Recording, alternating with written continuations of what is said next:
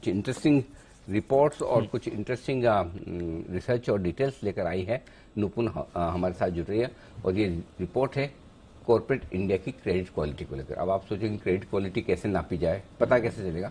तो rating agency का काम ही है, वो हर एक कंपनी की रेटिंग करती है। खासतौर से जो भी कंपनियां कर्ज उठाती है, लोन लेती है, डेट लेती है, डिवेंचर इश्यू करती है, बैंकों से लोन लेती है, तो उनको रेटिंग करवानी पड़ती है।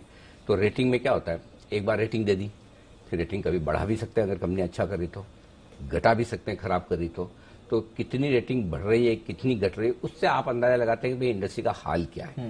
तो हाल ही में एक बढ़िया रिपोर्ट आई है क्रिसिल की तरफ से, जिसमें उन्होंने बताया है कि भारतीय कंपनियों की रेटिंग बढ़ रही है या घट रही है। इसकी डिटेल्स हैं नूपुर के पास। नूपुर बताइए। बिल्कुल सर, काफी स्ट्रॉन्ग क्रेडिट क्वालिटी अगर देखें तो रही है जो पिछले 6 महीने निकले हैं उसमें। काफी सारे रीजंस है, उस पर हम आएंगे, लेकिन जो नंबर रखे कॉर्पोरेट क्रेडिट रेशियो फिलहाल 5.52 टाइम्स पर है, काफी हाई लेवल पे। अगर उसके पिछले 6 महीने से कंपेयर करें तो तब 5.04 पे था, तो वहां से काफी इंप्रूवमेंट आते दिखाए। इनफैक्ट क्रिसिल ने ये भी कहा है कि उनके जो पोर्टफोलियो की कंपनीज है 80% कंपनीज को रीअफर्म किया है, क्योंकि उनकी बैलेंस शीट काफी स्ट्रांग है, रियलाइजेशंस बढ़े तो कैश फ्लो काफी इंप्रूव होते नजर आए थे। और बाकी की जो पोर्टफोलियो कंपनीज है उनके, बाकी जो कंपनीज है उनकी पोर्टफोलियो में वहां पे जो बदलाव था वो अपग्रेड की तरफ काफी ज्यादा था। 16% ज्यादा इस बार अपग्रेड आते दिखा है, जो पिछली बार 15% था। और जो डाउनग्रेड थे वो फ्लैट रहे। इस बार करीबन 3% कंपनीज ऐसी थी जहां पे सिर्फ डाउनग्रेड आते दिखा है। अभी फिलहाल देखें तो 569 कंपनीज पर अपग्रेड है और 103 कंपनीज ऐसी है जहां पे डाउनग्रेड आते दिखा। अब क्या सपोर्ट कर रहा है कि क्रेडिट जो भी रेटिंग एजेंसी है वो इतना सपोर्ट कर रही है और इतना बढ़िया रेशियो उन्होंने निकाला है। तो सबसे ऊपर जो टॉप मोस्ट पे आता है वो जो डिमांड है हमारे बाजारों में डोमेस्टिक में वो काफी स्ट्रांग है।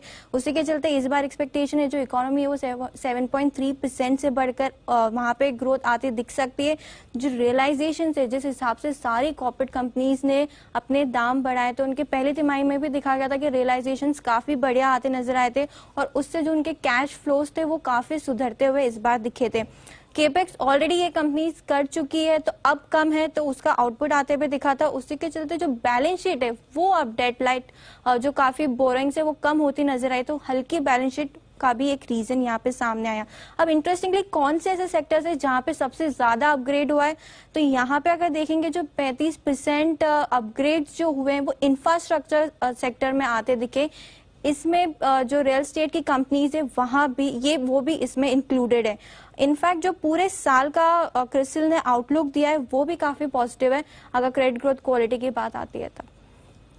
ओके, तो ये है आपके लिए लंबे समय बाद अपग्रेड्स ज्यादा है, डाउनग्रेड कम है, राइट? बिल्कुल सर। नहीं तो आमतौर पर अभी आजकल अब तक तो ऐसे ही होता है, आया था कि डाउनग्रेड डाउनग्रेड डाउनग्रेड, लेकिन अब अपग्रेड काफी बढ़िया आ रहे हैं क्योंकि बैलेंस शीट सुधर चुकी है, लोन समय से रिपेमेंट किए जा रहे हैं, ब्याज में तो कभी कोई दिक्कत है ही नहीं, पुराने बाकी हैं लोन वो भी दिए जा रहे हैं, बैलेंस शीट क्लीन हो रही है, डेट कम होने से मजबूत हो रही है। इस सब का असर आपको दिख रहा है इस वक्त पूरी की पूरी क्रिसिल की इस रिपोर्ट पर। आइए